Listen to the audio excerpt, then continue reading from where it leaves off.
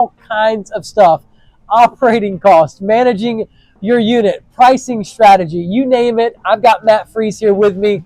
He's pulling in on average $180,000 a year on just 8 of his oceanfront condos. On one of his units right here at this resort, he made $42,000 in profit just last year. Let's get into the video now. Matt, so you were telling me about HO6 insurance, and you mentioned something I had never heard before. Which resort was that at? Grand Cayman? Grand Cayman. So yes, and this is specifically with, we do a lot of different loan types, but this is specifically with DSCR loans, debt service credit ratio, right? If we're going based on, all right, like there's really 4 items that depend on your debt service credit ratio. 1, will the property appraise at value and appraise cash flow? 2, what's your credit score? And then 3, do you have the down payment source? But 4, it's the insurance, because we're basically, on DSCR, we don't care what your income is, right? Your income is not calculated, but they want to make sure that if a hurricane hits, will the insurance cover the lost rent, right? So basically, some of these resorts that already have HO6 insurance policies, a lot of times they're not in the right or enough coverage for a DSCR loan. And that's because you have to, so the DSCR lenders, I don't care which wholesale lender I use, which route I go, all the DSCR lenders want lost rental income. So they want to make sure that if the building is closed down, will your insurance cover 6 months of lost rental income, right? Wow. So that way you don't have to pay it, right? The insurance company is going to pay it while it's closed down, which it protects you. And so, that's part of your HO6 policy. Right. A lot of times the resorts don't have that coverage. They have HO6 coverage, but they don't have lost rent HO6 coverage. The other thing is the lenders are going to want to be added as a mortgagee clause. A lot of these resorts have a master policy, so they can't add individual units, master insurance. So when the lender wants to make sure they get paid, they want to be added as a mortgagee clause, and a lot of these units won't do it. The other thing is deductible, right? So a lot of the wholesale lenders will, when you're going DSCR, they'll have a maximum deductible, say, each one's a little bit different, but say roughly around $2,000, right? Well, if the deductible is $2,500 or $3,000 or $5,000, which a lot of the HO6 policies at a lot of these resorts have really high deductibles. Wow. Well, then, so a lot of times when I have a client go under contract and they say, hey, well, this property already has HO6, a lot of times my response is, but it's probably not the right coverage that we're in. So we're going to need to get an HO6 policy. We're going to need. Anyways. So what a lot of myself and other people have done to get through closing, they get what makes the underwriter happy. A lot of times nobody really follows up after that. So as long as you have HO6 insurance policy, then it depends on the servicer that it goes to too. So what do they charge? What do you see the typical HO6 policy, rate come in at? Like how much per year?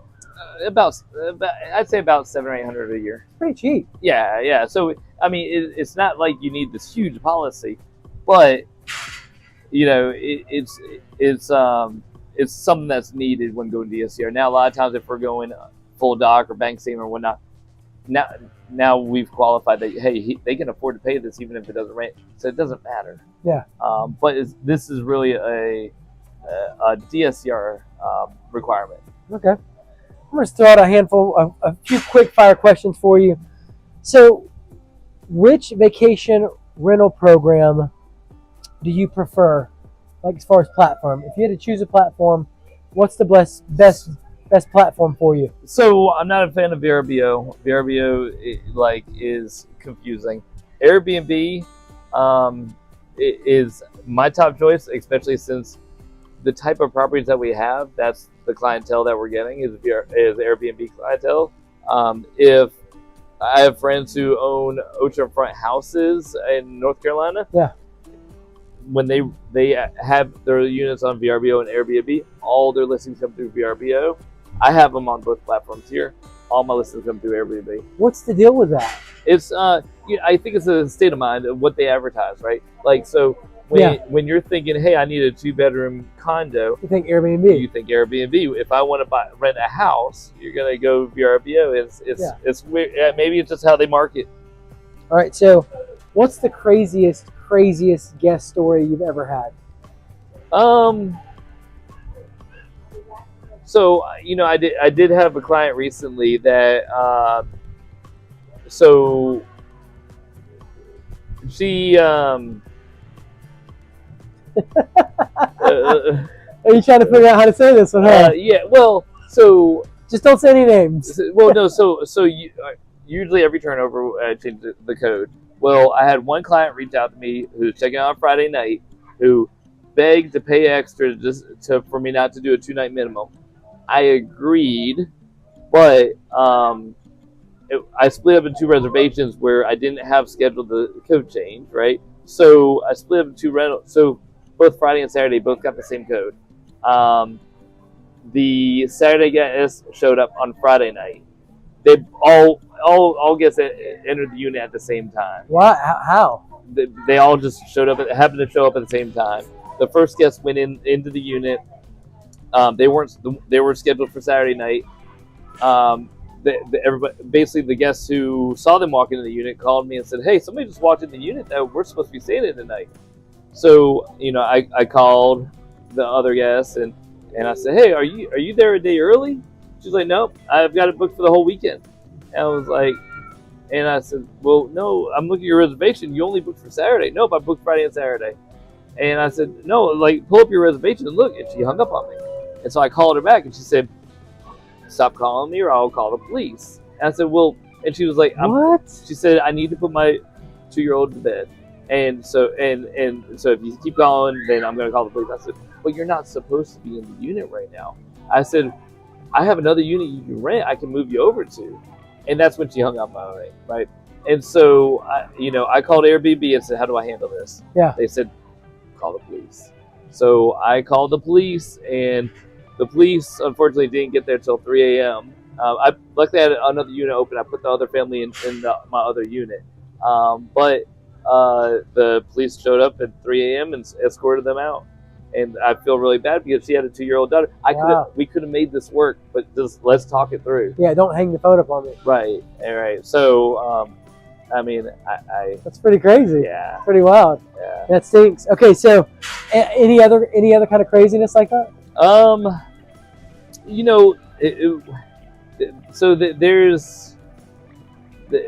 We're going into complaint season. So there's complaint season. Yeah. You mean the off-season months. Yeah. All right, talk to us. Come on, Matt. Tell us the juicy good stuff. So complaint season, it usually starts about Labor Day. Okay. It started. Mine this year started on Labor Day, but it's basically people who have learned how to work the system. All right, you got to take us to school. What does that mean? So a lot of people get to the unit, and we're at the beach, right? So anything with metal on it will rust quickly because of the salt air, the humidity. Part of being at the beach. It's part of being at the beach. So, but what these guests will do is they'll check in, they'll zoom in. So I have my stove, my drawer on my stove where it's I guess it rubbed. And so there's some rust right at the very top of it. I plan on putting a new stove in there, but it's not enough so they zoom in on that. And Labor Day weekend, I had a lady send me, I'd say 50 pictures, just like zooming in on things that like it's Airbnb. It's not not Hilton Grand Resorts. It's not like I try to get there. I renovate, but anything that's metal is going to rust pretty quickly. It's in an oceanfront condo, right? And so they'll use that. They'll send it into Airbnb. They'll complain until all right, yes, you got a good deal for this weekend. Now they want to have 50% back. Give them 50% back. Then they find some more things, and they whittle it away. And so I've learned how to deal with those guys. How do you do it? Like, how do you stop them from taking advantage of you? So I do try to feel out each guest individually, because sometimes you can feel if the guests are just, if they don't, like if it's a Labor Day weekend, they don't want to leave, right? They really don't want to leave. They're complaining because they want money back. And so a lot of times on Labor Day weekend, like I'll pull up and say, there's nothing else available. They got a really good deal. No, you know, like basically, I'm not giving you a discount. No, if you know, if you want to go, here's what I'll do a lot of times. If you would like to cancel your reservations and leave and go find something else, I will refund you for what it rebooks for. Right? You just held the unit up, right, until your booking day. You're not. I do everything I can, and so the biggest kicker is I try to please the guests instead of refund them, right? And so a lot of times I say, okay, tell you what, I'm gonna get my maintenance guy out, and I'm gonna get the cleaners out. Tell them what you want them to do. And a lot of times they're like, well, I don't want to be interrupted. In reality, that's not what they want. They don't want me to fix the issue. They don't want the issue correct. They just want their money. They want free stay. And so like you got to feel out the guests and figure out, are they just trying to get a free stay? A lot of times they don't want to leave. So a lot of times I give them the option. If I can tell that really they don't want to leave, they just want money, I'll give them the option to cancel, and go find somewhere else to stay. And a lot of times they don't. I explained to all of them, I believe in making things right, not refunding, right? Yep. And so I get the maintenance out there, I get the cleaners out there, and I don't care what it costs. Make them happy. I'd rather spend that money to fix all the issues that they point out. Because then the next guest can't complain about it. Exactly. And it's fixed. Exactly. So they try to work you. Oh yeah, and that's this usually Labor Day till. But why is it that time of year? Because people want a deal. They're coming here because they want a deal, and then they want a better deal than the deal they got, and Dude, that's nuts, man. Yeah. They got nothing better to do than whittle the Airbnb host out of cash. You know, and it's not just here. I'm on Airbnb groups. It's you know, everyone there now. The investment, I mean the complaint season varies, right? But it's the same thing across the board. Like I saw somebody the other day said that they were trying to get a refund because, they were trying to get a discount because of the spirits in the place was possessed, and so like apparently the spirits were ringing bells that were on the shelf, and so they didn't want to leave, they just want a partial refund. That's wild, man. Yeah. I mean, so they would try to use any kind of excuse. They said they had to go spend money on sage, and sage is a place to get rid of the spirits. Okay, so I have to backtrack for a second. You had a guest take 50 pictures and send them into Airbnb? Oh yeah. I mean, like 50? Yeah. Oh yeah. That's it. What sucks when they do that is like you can't respond because it's like ding ding ding ding, and it just keeps popping up. Yeah. So yeah, that's what they do. They try. I had a guest on Labor Day weekend. She wanted a partial refund because they had bugs. They South Carolina has palmetto bugs, right? Yes. They saw two palmetto bugs, one on the hallway on the way into the door, okay, and one was on the balcony, and so they wanted a refund for those two bugs. But it wasn't in the unit. No.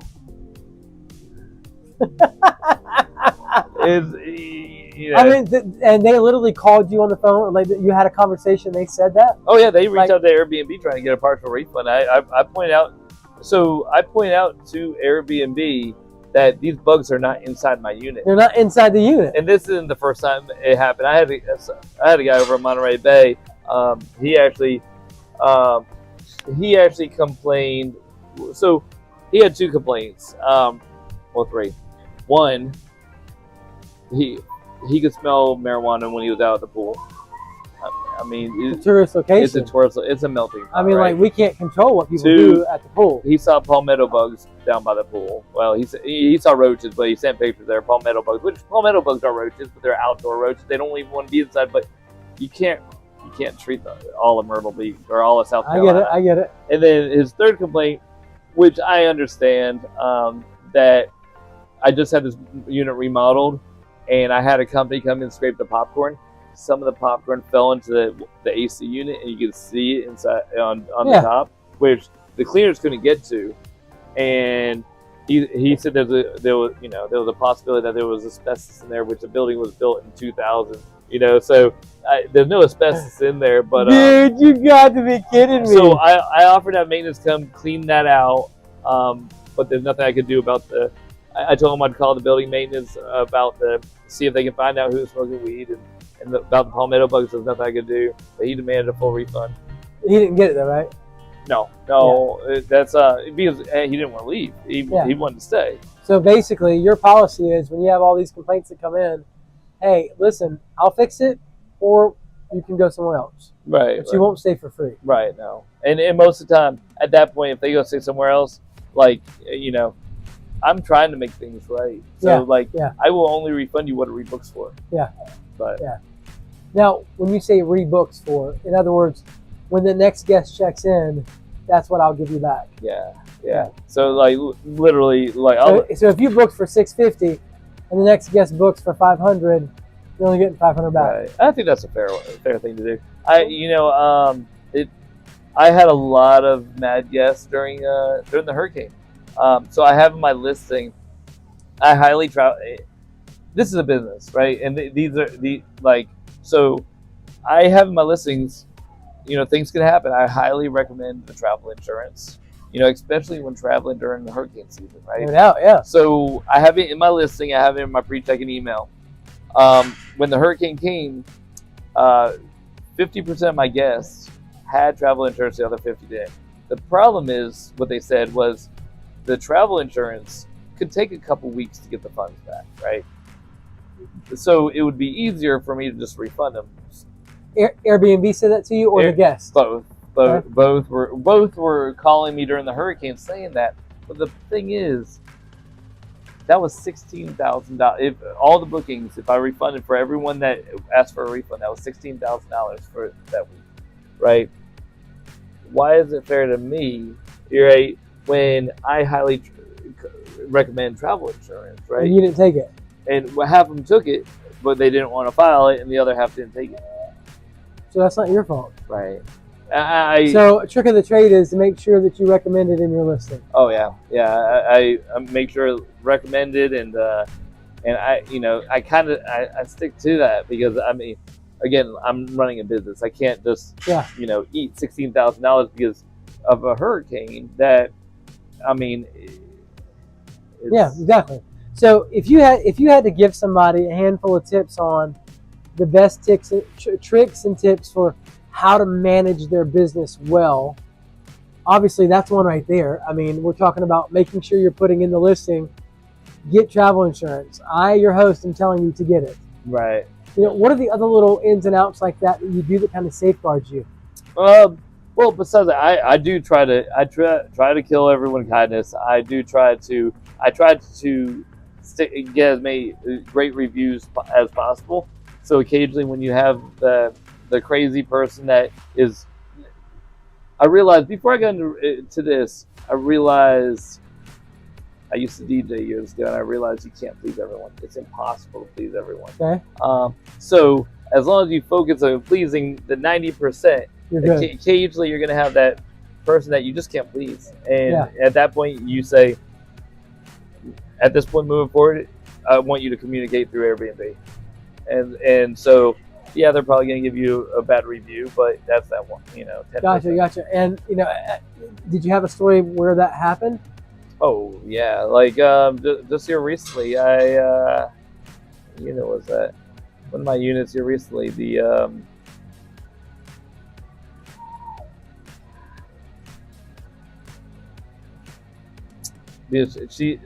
did leave me a bad review, but it was everything was out of my control. I can't remember what it was.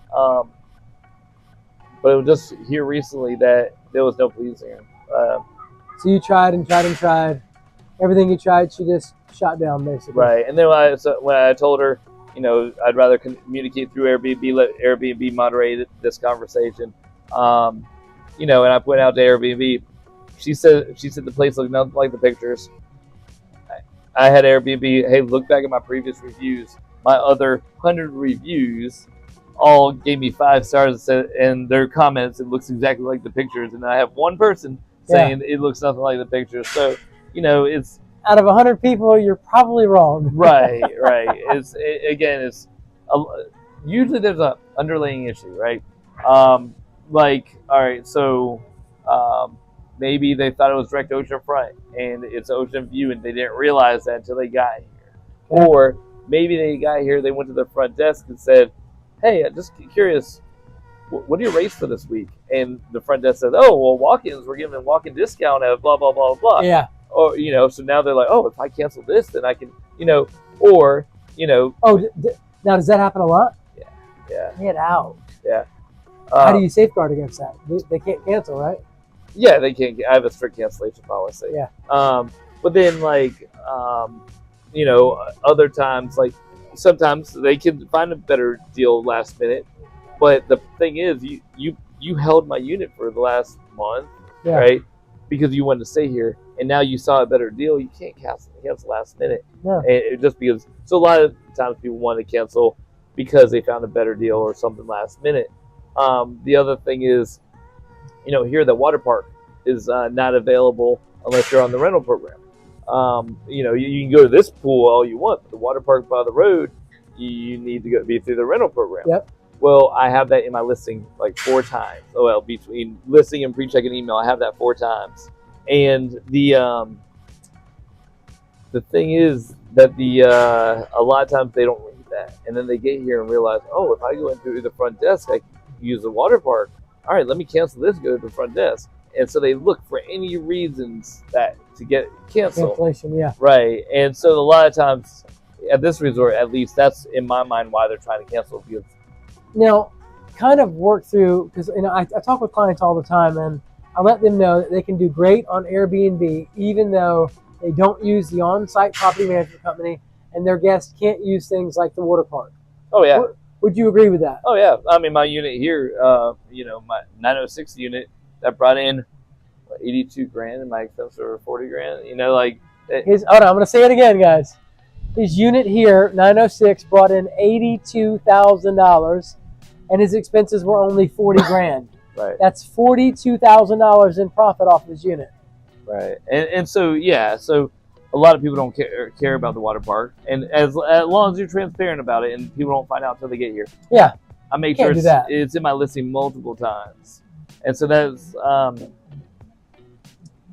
besides that, I was afraid buying here at first that I would get a lot of people pissed off about that. I reached out to a couple of the owners that were renting through themselves, and they all told me the same thing beforehand. So it's an easy win for you. You make, 42 grand in profit. That the numbers do all the talking. Right. Right. All right. So moving right along, let's just real quick. I want to ask you this question here. If you could go back and give your younger self one piece of advice about investing, what would it be? Do it sooner. And do it sooner. And then.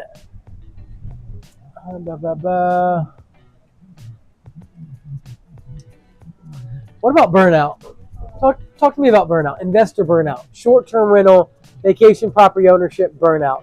Is it a thing? Is it real? Oh yeah. Do you go through it? What do you do to get through it? Just take us to school on burnout. Well, really in off season when I get burned. Summertime, amazing. You have 0 complaints. It's hands free. But the off season is when I don't. You deal with a lot of the people that are trying to find a better deal, right? Yep. And so I do get a little burnout then, or a little more aggravated then. But then I talked to the wife the other day about this. I was like, man, I'm really not looking at this off season, right? But at the same time, it pays our bills. Exactly. It's passive. It's great passive income. Yeah. Yeah. Which you can't argue with. So, all right. So tell me just a little bit talk to me about absentee owners. I feel like when I go through a lot of the gross rental income data, you'll see at the same exact place, you've got one unit that brings in $25,000 and another unit that brings in $46,000. You got this one unit bringing in $72,000. Why are the numbers all over the place? In reality, is how is it being managed? Right? It's absentee ownership, right? Right. Because if some people use the automatic pricing, automatic pricing software like Price Labs. Yeah, which I'm not a fan of. Because I wish the way that I price out, which is the software for the way I price out. How do you price out? I mean, like I was saying, I drop the prices, so I try to fill gaps. I don't want every Friday and Saturday book, like, and then just have Monday through Friday gaps all through the month, right? Because then you can't get a 7-day rental. So I drop my price on the weekend, jack them up on the. I drop my price on the weekdays, jack them up on the weekend. Then if I have somebody check out on a Sunday or somebody check out on Monday, that Monday price is going significantly low. I'll even go to $10 with a 5-night minimum just to make sure my next booking is back to back. So that I don't like gaps. Wow. So you are serious on the whole pricing aspect of it. Which that pricing could be put into software, but it's not right now. Gotcha. So again, speak to me about absentee ownership, like not managing it well. Do you feel like there are a lot of owners out there that just kind of cast their units to the side or hand it to a property manager and don't care? Well, yeah, I think the hardest thing to determine is, where do I set my prices? Nobody can. That's the question. Every time somebody closes a unit and then they call me afterwards and say, what do I set my prices? I don't know. I say set them high, and one of the tricks I do for off season is I will do a 30-day. Basically, I have my price at $999 a night, right? I'll do, if somebody's booking 30 days, they're getting 80% off, right? But then I'm going to keep dropping my prices till I cast that reel and I reel it in until I catch one, right? Yeah. And you got to keep casting that reel it in. If you just let that slide and just like set and forget it, one, you're going to be underpriced, or two, you're going to be overpriced. Yeah. So you can't just set it and forget it. Because the market's fluctuating, it's going up and down all the time. Right. And if you do that, your unit either might not fill, or you just totally filled up for next to nothing. Exactly, and you definitely don't want to do that. So in your experience, why would you think that you're so successful compared to other people not being successful? I think because like I said, I drop the price until it fills, so I stay full. I make my units pop. I make sure the pictures are big. Pictures are huge. It has to look like the unit, right? Like you can't just you just can't post pictures that aren't really the unit. But besides that, it's that easy, that simple. Yeah. All right, guys. Well, you heard it right here. Matt Freeze explaining all, taking you on a deeper dive into Myrtle Beach oceanfront condo ownership. Click the screen now to see the next part of the interview with Matt Freeze. Look at what's coming up next. How do seasonal changes impact rental demand? So during the summertime, everything rents. And it's not that, it doesn't take a whole lot to do. It's just little things that you do through the process. All right, Matt, let's keep rolling right along. Now, let's talk about seasonal fluctuations. How do seasonal changes impact rental demand and pricing for oceanfront condos right here in Myrtle Beach, South Carolina? So during the summertime, everything rents. It doesn't matter what you have, it rents. During the spring and fall, kind of the same way. Wintertime, that's where you really want to make your unit look nice. You want to grab people's attention because you want it, whatever you can do to get somebody to stop scrolling. Yep. It's too simple, too easy, because the competition is going to be more fierce during that wintertime. Everybody wants their units rented during the non-peak season, so you gotta be a notch above the rest. And in some of my other videos, I think I have one on Airbnb hosting tips. You definitely want to check that video out, and just you want to make sure that you're following some solid and sound advice. You want to make sure it's modern looking inside, it's updated, it's trendy, and generally people might be they might dislike having to make their unit trendy and keep up with but that's what people are renting. Right. So that's how the game works. And it's not that, it doesn't take a whole lot to do. It's just little things that you do through the process. Yeah, super easy, super simple. Can you shed a little bit of light real quick on any little thing? Like, is there certain paint colors you're using? Are you? So there are certain paint colors. I use rock candy. I use from Sherwin-Williams eggshell. Since it's easy to wipe down and it really pops in the pictures. Yeah. One of the things while I'm here in town, I'm repainting the white parts of the furniture because you can see where people put their feet on the furniture and want to make them pop. Yeah, yeah. And so, just any kind of small touches that can give small you. touches. Yep. Telescope on the balcony so that way people can drink their wine and spend a romantic evening looking at the stars. I mean, I thought about that, but you know what I mean? Like, I mean, there's all kinds of little things that you can do to give you a notch above what your competition's doing. Right. Stay tuned because in the rest of the video, have you ran into any kind of major insurance problems protecting oceanfront condos from hurricanes and severe weather? You really do anything? Bring in the chairs. Basically, they don't want to live in a place where other people can tell them what to do, you know? Right. Insurance considerations. Let's kind of explore specific insurance needs and the challenges for oceanfront condos investors, you know, specifically in a coastal area like Myrtle Beach. You know, have you ran into any kind of major insurance problems? Not at all. Now, you know, there's all kinds of talk about all the insurance hikes and... Yeah, so with the HOA, so with the insurances going up, the HOAs did go up a little bit, and those the people, and that's what gave certain people an opportunity to buy, because some people who have bought their property, as badly managed and not rented well because the management company, and they were still making profit, but they were making a little bit of profit.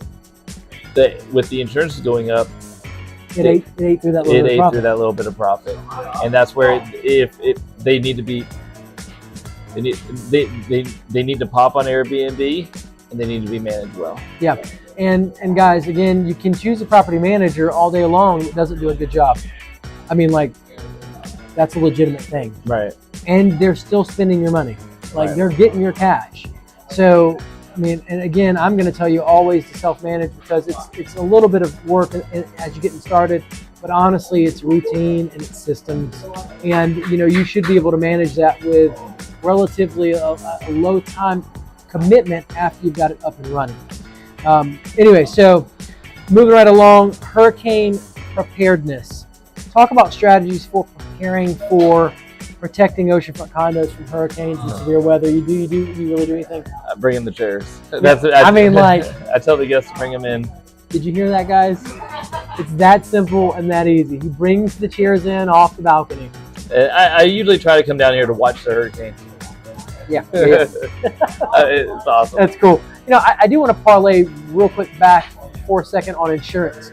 You know, some oceanfront condos saw an increase of like $81 a month for insurance. Other ones saw $300 and something a month. Right. Again, it's going to be about picking the right resort. You're going to be able to do that when you hire a solid and professional agent. It's going to look through the meeting minutes. It's going to check the HOA budget. It's going to do the deeper dig into the property to make sure that you're making a sound choice. The insurance, you know, it obviously doesn't scare you. The profits are there if you do this right and do it well. So again, you know, I know there's all kinds of major information online right now about the insurance hikes and this and that and the other, but you know, it's honestly, if you have a sound business in place, then you shouldn't have anything to worry about. Right. Yeah. Now, association rules and regulations. Like, dive into the rules and the regs set by the condos. You know, how do they impact you as an investor? Do you have any kind of major? I don't really have any problems with the HOAs or the rules. Basically, everybody here understands that it's going to be a short-term rental. They're not. It's not like a community where they're, you know, trying to fight it. They embrace it. They know that's what pays their you know, the HOA bills and everything. So pays their bills. So a lot of communities do try to fight Airbnbs. Not here. Not here. So, guys, he made it plain, simple, and clear. You know, you'll often hear people talk about, well, I don't want to live in a place. I saw a comment on my YouTube or something, or a short or something I did, and the person, you know, basically, they don't want to live in a place where other people can tell them what to do. You know. Right. Well, at the same token, can you speak to that? So one of the things is, all right. So I have lived in an area with no HOA, and when my grass got over 8 inches, the police came knocking on my door and said, "Hey, with your grass over 8 inches, you can get a ticket. So somebody's still there to tell you what to do. But overall, the HOAs understand these are short-term rentals. They, if you didn't have an HOA and you were to pay all your insurances, your electric bill, your water bill, all the amenities, and protect the bill, you would pay a lot more. You're getting bulk pricing. That's exactly right. So the HOA is actually saving you money. Right. Yeah. So, and so you've never ran into any kind of craziness where the HOA regulations impacted you for making money, right? Right now. Yeah. So you've heard it right here, guys. Look at what's coming up next. Hilton just announced what was a $100 million project. I mean, I'm sitting on a good amount of equity now just because of the appreciation. Aren't you concerned about, like, what if the bottom drops out or we hit some kind of major recession? All right, so environmental sustainability. Discuss any efforts or strategies that an investor can employ to make their property more environmental friendly. Is there any kind of, obviously aside from, your Oceanfront Beach Act and the stuff that we obviously abide by here when you purchase an oceanfront condo, is there anything that comes to mind as far as helping your property be more environmentally friendly? Is there anything that you do with your guests? Not that I can think of. No, literally. Enjoy the beach, right? Right. Don't litter while you're on the beach. Right. Don't throw trash off the balcony. Okay, so well, let's talk luxury market versus budget market. Can we kind of talk through about your experiences and challenges on investing in a luxury oceanfront condo versus, a more budget-friendly option? So I have a couple of friends who buy luxury condos here. They rent very well. They photograph very well. The thing, your clientele is totally different. They are a little needier because they are paying the luxury pricing. Yeah. So they do expect more. I personally shoot for the median family household, the median income family, not the luxury. It's a lot less complaints. They really appreciate what it is, even if I feel like it's a condo that, hey, this is all right, they enjoy it. Yeah, so he's giving you a secret right here, guys. Now, for somebody that is interested in investing in a luxury condo because they plan to use it for their own lifestyle and their own benefit, that might not be the route to go. However, for someone who's interested in obviously making a decent profit and having less complaints, then that median area is probably where you want to be. Right. Okay, local attractions and amenities. Basically, are there any nearby attractions, amenities, or developments that impact the desirability of your units? So I used to try, originally when I got into this, I was focused, how close can I get to the boardwalk? How close can I get to Broadway at the beach? Now, I don't feel like there's as big of an impact. I've been buying a little further away from that, and the numbers are kind of just as good. Some people want to be closer to Barefoot Lake, and so some people, just want to be rural, kind of at a resort by themselves. So I don't really, especially with now people can Uber anywhere. I don't feel like the location is as demanding as it used to be. Here we go, guys. You heard it straight from the horse's mouth. So long-term versus short-term rentals. Can you kind of walk me through, obviously, you going through this process yourself as an investor, you probably tossed around doing long-term single-family homes versus Myrtle Beach Oceanfront condos. Kind of walk me through your process there and your thoughts on that. So when I got into this 8 years ago, I had 2 long-term rentals.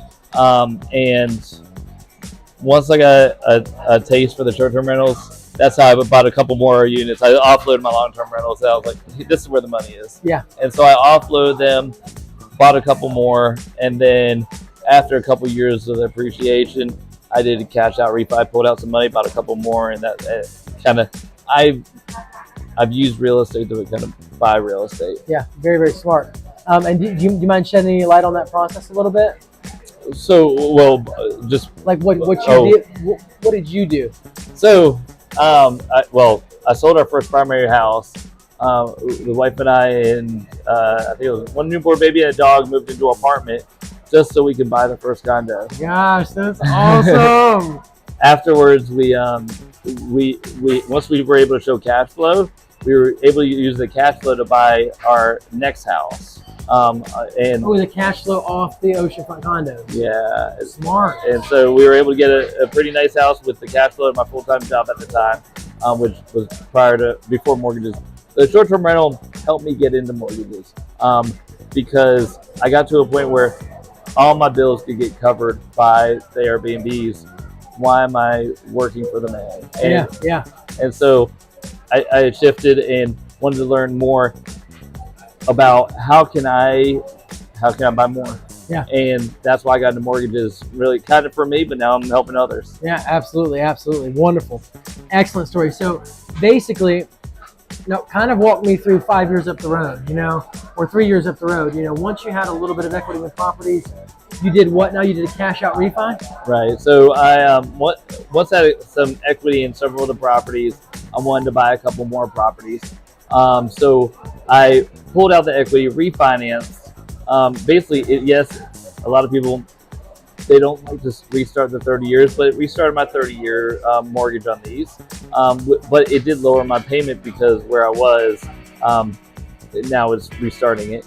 But it lowered my payments. I pulled some cash out. I did this on a couple different properties. I took that equity and I put 25% down here, 25% down here, and I was able to, I got up to 14 and then I sold 2. Man, excellent strategy. All right. Basically, do you have any local community involvement where, you're kind of giving back, to support local causes at all? I mean, have your units enabled you to be more charitable? So I did do a fundraiser recently where basically it was an auction and all the funds from the auction went to a nonprofit organization, and one of the condos, I gave them a free week in the condo. Super cool. So basically going down this route has enabled you to give back. Right. Which is super cool. And do you hope to expand that more in the future? Yeah, I have a feeling they're going to ask me a lot more. Absolutely. And obviously there's a certain sense of satisfaction knowing that you can, be that person that provides that for a nonprofit cause. Now, let's talk a little bit about future development plans. Are there any kind of development plans or changes that, that could, affect oceanfront condos here in our market? Well, yes. Hilton just announced it was a $100 million project. They're putting a home-to-home suites and a Hilton Garden Inn right there south of Boardwalk. Wow. And a lot of people it makes them nervous. It makes me excited because one, there's a reason why Hilton's investing here. That's where I want to invest, where the big boys are investing. That's right. 2, most of my clientele is not the Hilton clientele.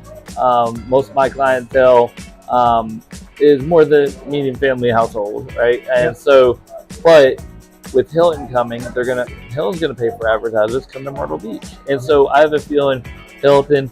Margaritaville's putting a Margaritaville resort right next to the Atlantica, right? Next to Atlantica. Yeah, I heard about that, guys. I don't know if y'all know about that, but next to the Atlantica, we're actually kind of in between the Atlantica because there's 2 buildings there. There's an Atlantica North and South Tower, there's an Atlantica building 2 and 3, and Atlantica building 1, and in between there's an empty space there. They're putting a Margaritaville. They are. So the empty space will be the Margaritaville pool, and then the resort is going to be across the street with a catwalk going over the street. But with those big boys coming here, they're going to pay for advertisers. They're going to bring more crowd in. Yep.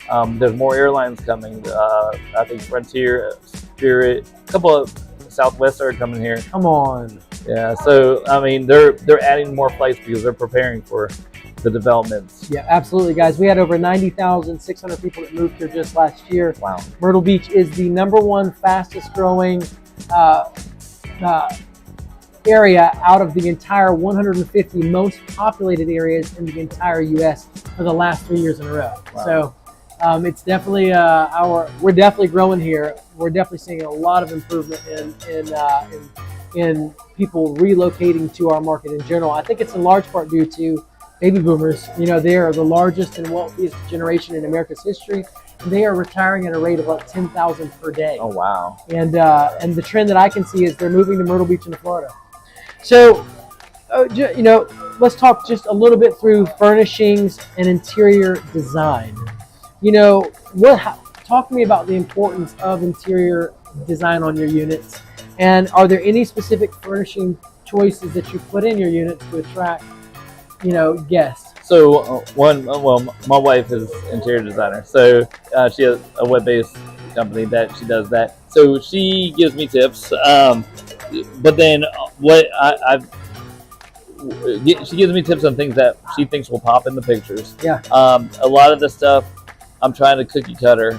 So like the couches, every unit I'm trying to get, you know, the same couches in, most of my furniture right here, Seaport furniture right here in Myrtle Beach, they have great furniture and affordable prices. Absolutely, absolutely, wonderful. And is there any, you know, do you recommend 2 beds over 1 king bed? You know, kind of.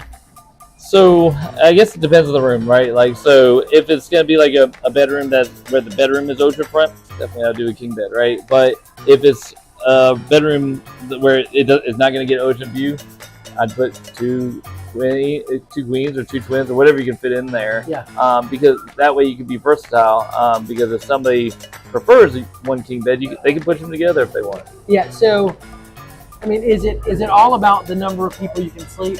It used to be, and not so much anymore. And so that's where I used to keep all my Murphy beds in there, but now it's more. It's more. They want something that looks nice. Yeah. So you pulled your Murphy beds out. Some of my units I did. Yep. And so basically now in their place, I mean, are you putting in like desks? Like, workstations. Executive desk, workstation. Yeah. So, and again, that's going to give you that really nice look and that really nice feel. One of my units didn't have a closet, so I made that a closet. Yeah, wonderful. So, guys, you've heard it right there. Our final question is investment strategies during economic downturns. You know, what are the strategies that you use to navigate economic downturns, you know, or market fluctuations? Well, I mean, they say buy when everyone else is in fear, right? And so, like, I think, you know, a lot of people are holding off right now till I'm waiting till rates come down. Don't wait till rates come down. It doesn't. I mean, like, guys, the person paying for the rate are the tourists. Right. The rate doesn't matter as long as it really doesn't matter. Flow. That's why I deal with a lot of investors and they're return investors, and no matter what the economy is looking like, they're coming back because the minute they stop investing, they're losing. Kind of explain just a little bit more about that. What do you mean by the minute they stop investing? Well, so you only have so many years to keep investing, right? And so most of the investors I work with, every year they want to buy. They don't care where the rates are. They've already gotten a taste, and they know it works. Yeah. And I need to every year. They don't even ask me what the rates are. Hey, I want to buy another one. Can I get a pre-approval? Because they're ready to buy their next one. Because it's making money. Because it's making money. Regardless, right. Regardless of the rate. So, guys, you heard that there. Now, economic downturns. You know, in the last 8 years that you've owned, have we had any serious downturns that have impacted you besides COVID? COVID? Yeah. You got through that just fine. Right. Yeah. I mean, I'm sitting on a good amount of equity now just because of the appreciation. Yep. Now, what's your plans after you pay off your units? What's your plan? I don't ever plan to pay them off. I think as long as there's equity in them, I will probably continue to pull equity out and reinvest and buy more. Dude, that's super awesome. It gets me so excited for you, man. So, you've heard that, guys. He doesn't plan on paying his units off because he's got the advantage of buying more and more and more. Now, aren't you concerned about, like, what if the bottom drops out or we hit some kind of major recession or depression and then you've got all these units? What are you going to do then? So the thing is last time when it bottomed out, Airbnb wasn't around, right? Like, you were dependent on the property management companies renting the places out. those property management companies at the time were keeping 50%. So it made it really tough in 2008. But now, you don't really have to depend on anyone else. If there's an economic downturn and say you're upside down in the property, which I don't think will ever happen, but if it did happen, just keep renting your unit. You don't think it'll ever happen being upside down? No. Because they generate that much profit? Well, I think it's because there's going to be appreciation. Not that much appreciation, but with the big boys building Hiltons and Marriotts and knocking down these other guys, the demand is going up. Yeah, wonderful. All right, guys, so we're going to have just a little bit of fun. I'm going to say a statement, and I want Matt to finish it with what comes to mind. Short-term versus long-term. Short-term is more money. All right, Myrtle Beach versus other investment areas in the U.S. Myrtle Beach is more money. More money? Myrtle Beach versus Florida. Myrtle Beach is cheaper. Cheaper, there we go. Two-bedroom versus an efficiency. So it's less competition on a two-bedroom and more profitability. Less competition and more profitability? I think so. Less competition. In other words, you feel like there are less two-bedroom units on the market when compared to efficiencies? For rent, yeah.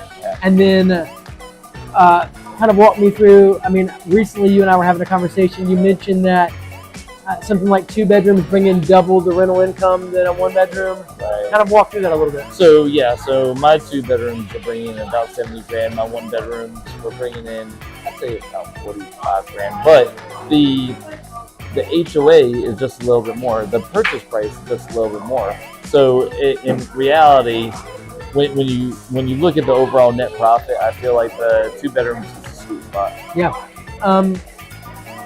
Airbnb versus Google Vacation Rentals. Yeah. It's going to be the next best thing right now. If you can get on Google Vacation Rentals, do it. North Myrtle Beach versus Myrtle Beach. So I've had a shift on that because before when I started looking at the numbers, 100% I was Myrtle Beach. Now looking at the numbers, it's kind of even. It's between the cost and the rental market. My next one I might buy in North Myrtle just to test the waters. Gotcha. So Garden City, Surfside Beach, Pawleys Island, versus North Myrtle Beach, South End versus North End. I haven't really written the numbers outside of down in like Surfside, but would you ever go that far south? I don't know because a lot of my clients, they fly in an Uber to the condos, so that's where it's super easy having Myrtle Beach MYR right there. Right. Yeah. Okay, so east of Business 17, non-oceanfront. We're talking, one block from the beach to east of Business 17 versus an oceanfront condo. So my thing is, you're gonna rent in the summer, but in the winter, when you're trying to make that extra little pop, it's gonna be hard to convince somebody to rent. You're really gonna need a gimmick to get people to rent inland when they can rent a direct oceanfront in the winter. Airbnb versus VRBO. So Airbnb, it depends on the property types, right? With condos, I'd say 99% of my bookings come from Airbnb. I am on VRBO, and I don't get many bookings from there, but I have investors that own houses, and they get 99% of the bookings through houses. So I think it's just the clientele. Airbnb is more the condotel kind of clientele, which is oceanfront condos. Right, the oceanfront condos, and VRBO seems to be more of the houses, but I do get clients off of VRBO, so I'm on that platform. Absolutely. All right, let's get in unit 803. Now you will notice really nice flooring as soon as you come in. Really nice colored paint on the walls, nice gray paint. Two full-size beds, a fan with a light in the room, which is a huge plus. There is a closet there, as well as bathroom access. Now across the hall, you have the second bedroom. Flat screen TV again, two nice big full-size beds. And the owner's closet. Excellent. You always want one of those, especially if you're self-managing, and an actual closet to the left. Nice full-size bathroom, as you can see here. Look at that, guys. Stunning tile. Now you do have a washer and dryer stackable here in the closet, which is really, really cool. Very useful for off-season guests that are going to have longer stays.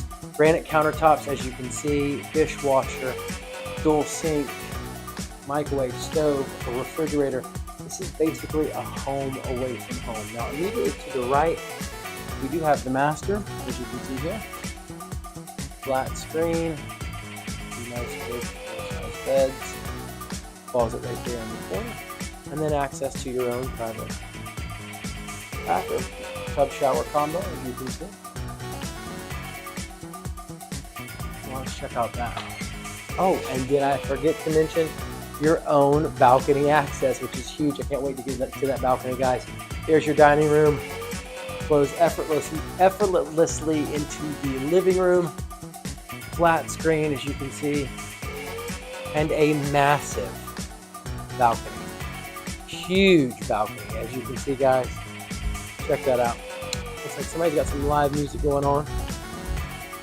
But this is your moneymaker right here. People want this balcony. They want a big, spacious balcony. Takes you right into the master.